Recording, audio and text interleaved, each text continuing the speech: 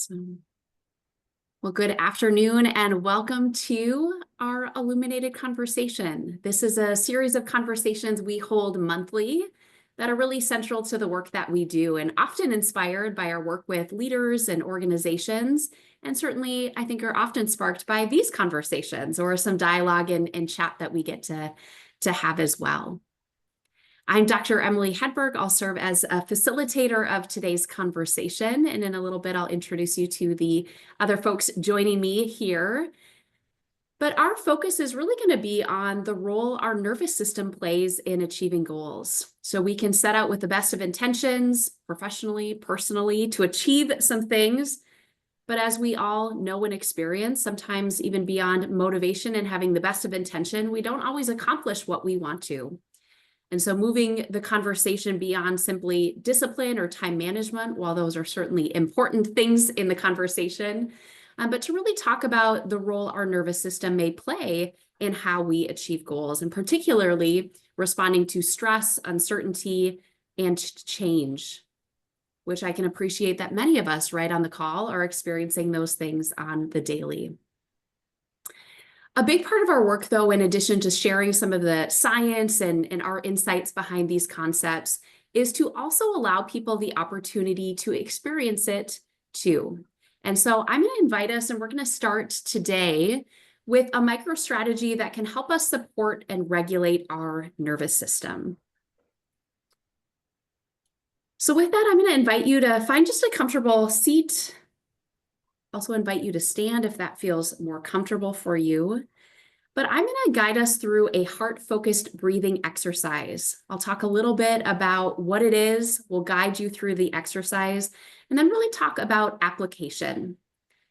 So as always with these experiential activities, I'm going to invite you to participate to the degree that you feel comfortable doing so. But this technique can be really a helpful, simple but powerful tool really designed to help bring balance to our body and our mind. So helping us to shift our attention to our heart, slowing our breath, which can help to shift from that state of stress, overwhelm, maybe the flurry of meetings you just came from, to one more of clarity, calm, and more focus as we step into this important conversation.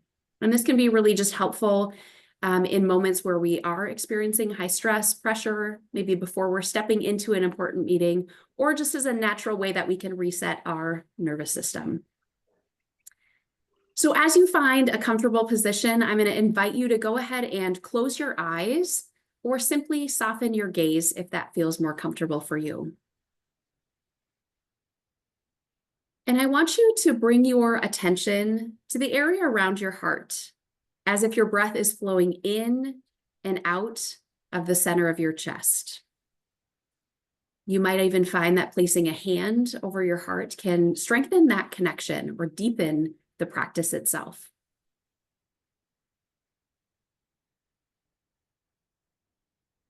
Inhale slowly through your nose to the count of 4. Pause, and then exhale slowly through your mouth to a count of 6, really allowing that full breath to exhale. And continue this slow and steady rhythm, breathing in through your nose to the count of 4, and exhaling through your mouth to the count of 6. And as you continue that rhythm through your heart area, visualize a sense of warmth or your breath swirling around your heart. And as you exhale, that breath leaving your chest. You might also find that recalling a moment of gratitude or appreciation allows us to also guide our perspective, allowing that feeling of gratitude or appreciation to expand with each breath in and that breath out.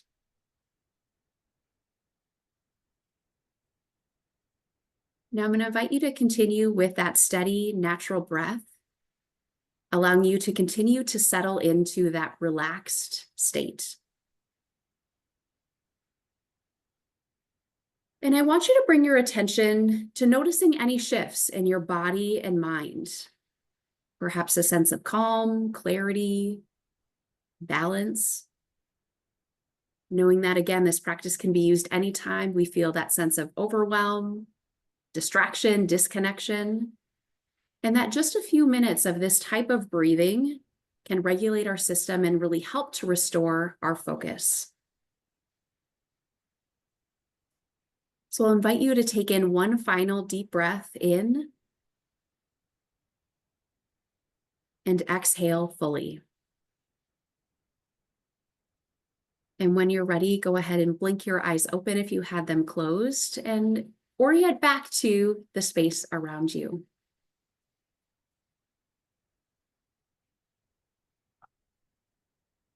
And I'm going to invite people to drop into the chat what they noticed, any shifts in their body or mind as they engaged in this activity.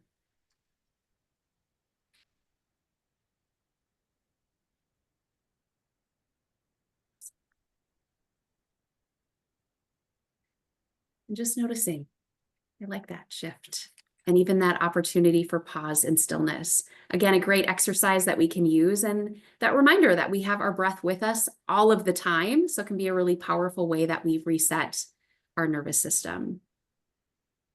So on today's conversation, I am joined by Dr. Megan Broger, founder and president of the Lumen Group, Donnie Hobbs, senior consultant. And then I also want to give some attention to Danielle Simmons, our administrative and operations manager, who does a lot behind the scenes to make these conversations happen. Yeah, I love that, Donnie. Shifts gears, allows us that opportunity to really reset. So here at the Lumen Group, we're a team and leadership development firm really focused on a mission to reshape the workplace, create an environment that fosters resilience, engagement, productivity, but ultimately leaving people with the energy so that they can contribute to things outside of work that matter to them as well. So we do this through our coaching, workshops and retreats, and our leadership academies, really helping support leaders at all levels of organizations be successful. And we do this in our approach, we call it human-centered because we bring the sciences of biology, neuroscience, and psychology to really inform not only what we do, but how we engage with the clients that we work with. And using those sciences, we ground our work in our centered leadership model, which really starts with a focus on being centered. Centered meaning grounded, regulated from a nervous system standpoint, which ultimately allows us to be more effective in how we connect, communicate, and contribute to the workplace climate around us. And centering, as you may be familiar with, or if you've attended other Illuminated conversations, is really about understanding our own range. So where we have individuals, differences, we have different experiences. And what means for me, regulated and centered is going to be different than Megan or Donnie or those of us on the call here today. So having some of that awareness about what might pull us off center or off range can also be helpful and important to not only the impacts to us and the things we're looking to achieve, but also on those around us.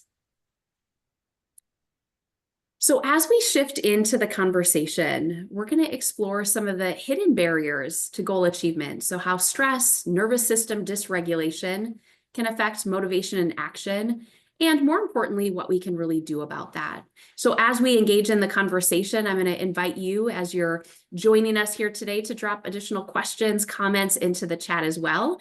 We'll field those and integrate them. I know we also had some questions come in from attendees as they registered, so we'll be sure to integrate those into the conversation here today. So as we think about this idea of we can have the best of intentions, the resources, these goals we want to achieve in mind, but we don't always follow through or get there. So Donnie, I'm curious to hear from your perspective, why do so many of us struggle with this idea of goal attainment? Yeah, that's a great question. Thanks, Emily. And thank you for walking us through the heart focused breathing. That was just what I needed. in the middle of the day here. Yeah, I mean, it can come down to a number of different variables. For a lot of us, I think it comes down to energy, not having the energy or feeling a little dysregulated, because a lot of times energy is taken up by the things that we have to do and not necessarily saved or Mm. preserved for the things that we want to do. And so one of the things that we know is when, especially in a work context, sometimes we get what we call away from energy, which is driven by, deadlines or, fear of getting in trouble if we don't do something correctly or on time. And that can be really depleting. And so that's just one thought. So if you're under a lot of stress or pressure to get things done throughout the day, that's creating that away from energy, and that consumes a lot of our biological energetic capacity. And so when we get to the end of the day, when we have what we would call toward energy, wanting to move toward the things that we want to do, we're just kind of depleted. And so finding ways to regulate energy throughout the day, even when you're under a lot of pressure or stress, taking micro breaks or engaging in different techniques that can allow for that energy just to kind of level off a little bit throughout the day. A lot of times what we'll find is at the end of the day, people will then report, actually, you know what, I'm not full of, I'm not feeling vigorous, but I do have enough energy Mm. to get to the gym or to go for that walk, which Mhm. is great. So a Yeah. lot of different reasons, I think, why goal attainment and engaging in those desired activities doesn't happen. But that can be a major cause. Just kind of you leave it all on the desk at work. Yeah. Right. Yeah, Yeah. curious, maybe Megan, your thoughts on how stress or workplace stress might play a role in that as well. Yeah, and as the Lumen team knows, we've been spending a fair bit of time thinking about this very thing, because in so much of the work that we do with teams and organizations, it really is helping to identify where are you now, where do you want to be, and then how do you get there. And so there's a lot of goal setting and a lot of planning, and despite what people feel like and we observe as being best intentions, um, sometimes people struggle. They struggle with that momentum, especially when they are in systems that are experiencing Mm. stress, or they have a significant amount of their own individual stress. And so, in terms of kind of how I understand and try to explain the role of stress, is that when that part of our nervous system is activated, it's telling our body, you don't really need to think, you don't need to plan, you don't need to follow through. What you need to do is just kind of preserve yourself, stay physically healthy and well, Mm. try to move away from danger. And so the things that we really need, when we're trying to generate that commitment and that momentum and that follow through when we're stressed, that's just not where our energy goes, because we're not thinking as clearly, Mhm. and our priorities shift from going to the gym five times a day to just being able to drink a glass of water as I move through the day Mm. from meeting to meeting to meeting. And so Right. I think with that shifting, that nervous system dysregulation, our body and in particular, our brain is focused on other things and away from some of those good intentions that we set when we were in our thinking brain, and making different choices. Yeah. And I think that's such an important distinction, Megan, because often, yeah, when we're sitting down to craft these goals or intentions, right, we're often Mhm. probably regulated, right? We're Mm-hmm. using our thinking brain. Wow, that sounds like such a great goal. Here's how I'm going to achieve it. Maybe using some smart methodology or others to really get us Yeah. there. But then in those moments, where we're dysregulated, that whole part of our brain is offline, as you're Fine. describing. Mhm. And so there then becomes this disconnect between what I want to achieve and all of my maybe thinking and planning around that to what's actually happening. Right. And What do I have the capacity to right, achieve? Mhm. right. You know, as you mentioned, Megan, we're spending a fair amount of our time with, you know, teams and organizations around this idea of workplace stress. You know, I'm curious if there's maybe, and this could be for you too, Donnie, maybe a time where there is a good example of someone who had a dysregulated nervous system, or maybe how that impacted their goals or decision making. Yeah, it's an important question, and it's one that I've certainly seen many times over as an important part of the leadership development programs, the cohort-based programs, as well as coaching programs. An important part of that is setting the structure of an action plan. So what are the goals that are most important to you, either in this leadership development program or in this coaching program? And oftentimes what we see is, again, thinking brain. Here's, I want to try to communicate more effectively. I want to be able to navigate conflict more productively. I want to be able to give more effective feedback or lead my team in new and different ways with a higher level of emotional intelligence, whatever, those good goals are. And even when they're mapped out, sometimes we see, and several examples of, I'm seeing faces come into my head, several examples of where people were so committed to those goals at the beginning of the program, but then workload shifted or team members left a project unexpectedly, and so there was a resource issue. And so while those goals are still very important, they quickly become less of a priority. And I think that's the challenge that we see so many people struggle with, is things can still be important, but how do I continue to prioritize them when there are so many other things that are pulling me off center, causing me to be dysregulated? And so, one of the things that we have found particularly helpful is inviting them to consider the centered leadership model. And if part of the action plan now becomes building in a nervous system regulation plan and using some of, like you walked us through the heart map, some of those quick breathing exercises to bring that regulation back. But yeah, Donnie, would you add anything to that? No, I think that's great. I think it does have to do with the different parts of the brain, the planning part of the brain, where you're feeling like, yes, I really want to work on my ability to influence. This is going to be great. And then, you're back in the ring, and, there's not a step-by-step instruction guide for, how do I field what's coming at me all of a sudden. And then you get back into the emotion brain, and then we fall back into our natural patterns. Yeah. And so looking at, okay, that's human nature. How do then we create some different patterns?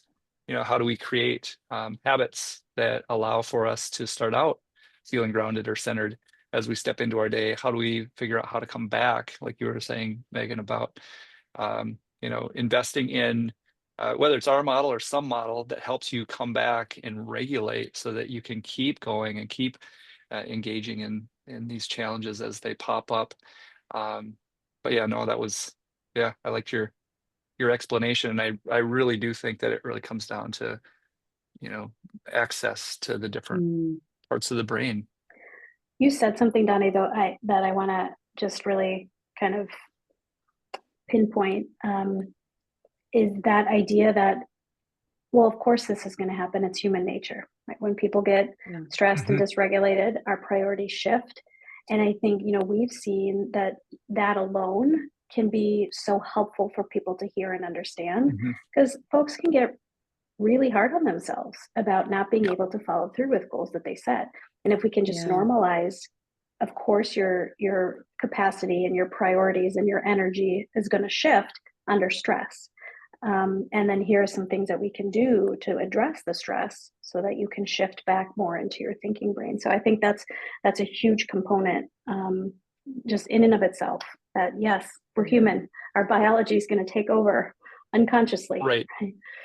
Yeah, I love that. And it made me think of a concept. So Simon Sinek talks about start with why, and we all have a why. And when we go back and we're talking about that away from energy, there's a why there. We don't want to get in trouble. We don't want to lose our job. And that's a biological why. We don't have to think about it very deeply to figure out, why am I feeling such time pressure? But when we set a goal for ourselves, like getting to the gym or something like that, eating better, connecting with others, we have to have a why. It's not as clear why we want to do those things. And in the moment, if you think, well, my why is because I want to get in better shape, that's a different type of energy, right? Because you can't just go to the gym one time and get in shape, but you can not do your job for an hour and get in trouble. So it's much more, and we go back to that, the amygdala, the emotion centers of the brain that are driving us constantly to avoid pain and move toward either away from pain or toward pleasure. So yeah, I think having a why, having a clear why, and coming back to that why intentionally when it has to do with that thing that we want to work on, or that toward energy. Yeah. I'm curious, maybe for those attending who lead teams and thinking about that idea of maybe team goals or collectively what we're working towards. And I wonder if that adds a different perspective to consider when it's not just our goals, but it's either shared goals or we're leading other people towards achieving goals. Mm-hmm. Yeah, because stress is an individual physiological reaction. It's also something that can be felt and shared within and across teams and organizations. And so I think that's an important point, Emily, is, how many people on a team does it take to be stressed to cause, the larger team to become dysregulated too? Yeah. Mm-hmm.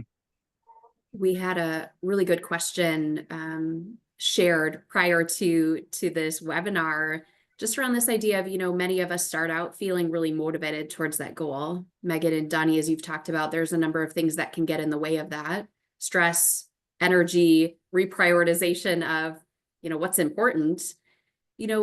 What might be some strategies to help maintain that momentum, and anything that can help us to track progress of goals to help maybe sustain that motivation as well? It's a great question. Megan, do you have thoughts? I do. Do you? Yeah, why don't you share, and then I'll put some thoughts together here. And yeah, absolutely. So one thing that we know is that when goals become social, communicated with minimally one other person, that we feel individually more accountable to those goals. Because if we're just in a commitment, a verbal contract, if you will, with ourselves, well, we're pretty easy to let down, right? But if we share that with at least one other person, then not only do we have a greater sense of responsibility, but we also have now invited somebody into our goal to say, hey, can you help? Can you help hold me accountable? And can I check in to see how things are going? So that if we can make a goal social in some way, we know that can help with follow through.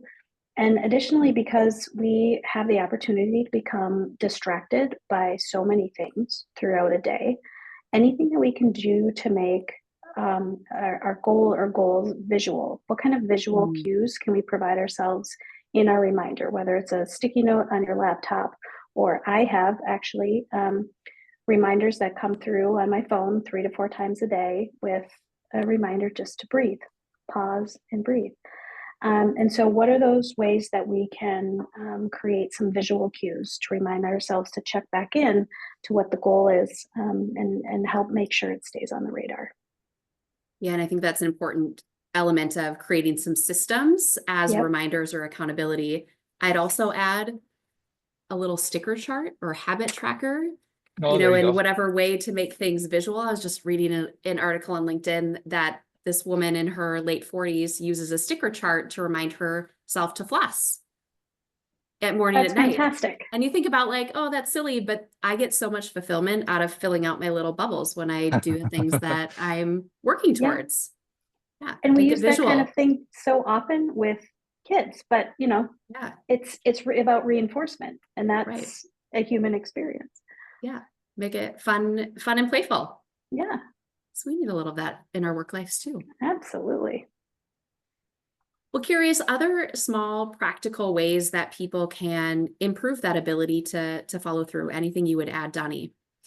Yeah, I've got a couple things. Those were great strategies, Megan. And I'll try to build off of those.